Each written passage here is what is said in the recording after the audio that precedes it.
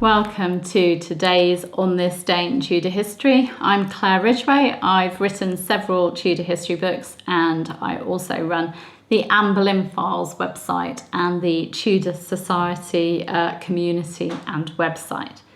I'm going to take you back to 1533 today, which of course is in the reign of King Henry VIII, that king that we either love or hate.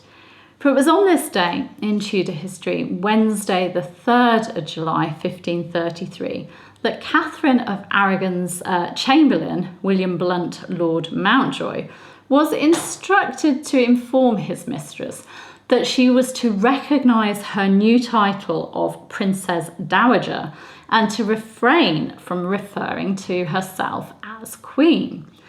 Now, King Henry VIII had married his second wife, Anne Boleyn, in a ceremony on the 25th of January 1533. The annulment of his marriage to Catherine had been declared by Archbishop Thomas Cranmer on the 23rd of May 1533, following Convocation's ruling.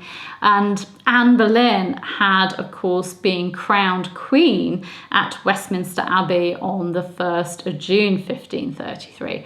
But despite all of that, Catherine of Aragon was still calling herself Queen. Mountjoy's instructions were sent in a letter written by Thomas Cromwell on behalf of the King's Council. Here is an excerpt from that letter. As the king cannot have two wives, he cannot permit the Dowager to persist in calling herself by the name of Queen, especially considering how benignantly and honourably she has been treated in the realm. She is to satisfy herself with the name of Dowager as prescribed by the Act of Parliament, and must beware of the danger if she attempt to contravene it, which will only irritate the feelings of the people against her. If she be not persuaded by these arguments to avoid the king's indignation and relent from her vehement arrogancy, the king will be compelled to punish her servants and withdraw her affection from his daughter. Finally, that as the marriage is irrevocable and has passed the consent of Parliament, nothing that she can do will annul it, and she will only incur the displeasure of Almighty God and of the King. So, strong words there. Lord Mountjoy, Sir Robert Dimmock, John Tyrrell, Griffith Richards and Thomas Vaux delivered these instructions to Catherine at Ampthill and then reported back to Thomas Cromwell. They said, to the effect that on Thursday the 3rd of July they found her lying on a pallet as she'd pricked her foot with a pin and could not stand, and was also sore annoyed with a cough.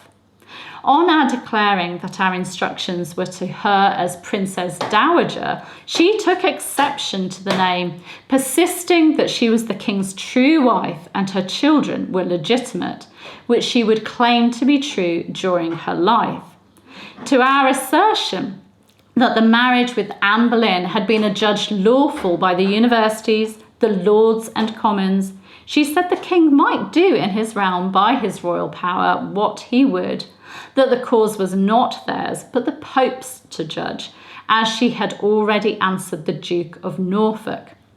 To other arguments that she might damage her daughter and servants, she replied she would not damn her own soul on any consideration or for any promises the king might make her. She did not defend her cause upon obstinacy, nor to create any dissension in the realm, but to save her own rights. And as for the withdrawing of the king's affection from her, she would daily pray for the preservation of his estate. But as she sues by his licence, she trusts in so doing to lose no part of his favour.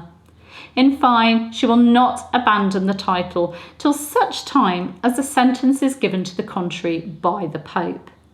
She asked for a copy of these instructions, which she would translate into Spanish and send to Rome.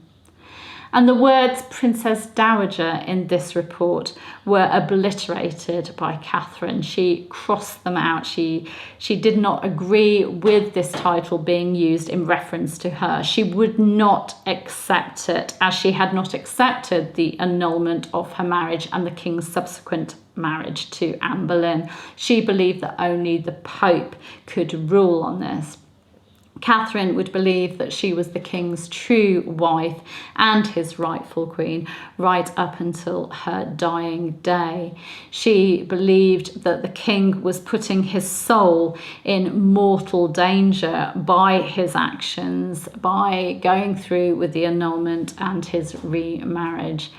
So a very, very sad situation.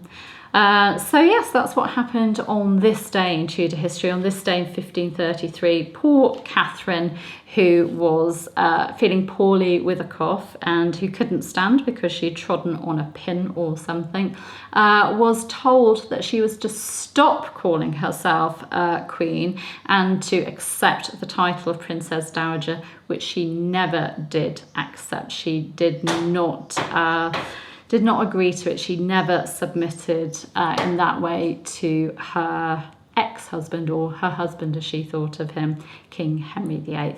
She was a strong lady.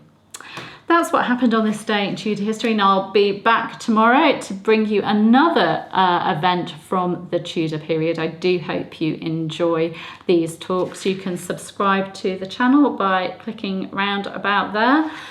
You can hit the bell to be notified of new videos as they go live, and please do give this video a like, as it helps others to find my talks and others to hopefully enjoy them. I'll be back tomorrow then. Take care. Bye bye.